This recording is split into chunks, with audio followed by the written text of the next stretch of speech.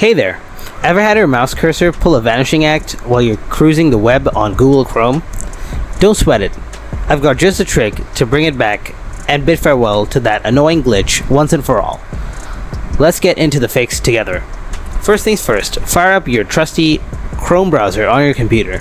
Then click on the three-dot icon in the upper right corner of the screen. After that, let's head straight to the settings. Just click on Settings.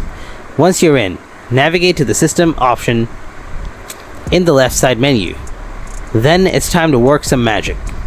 Toggle off Use Graphics Acceleration when available. Next up, hit that shiny relaunch button and see if that did the trick for you. If not, swing by here again and toggle Use Graphics Acceleration when available back on. Then hit relaunch once more. Now give it another check. Still not working? Toggle the option off again, and that pesky cursor should be back to normal. And there you have it, folks. If you found this video helpful, just smash that like button and subscribe to the channel. And if you have any kind of questions, then please ask me in the comment section below. Thanks for watching.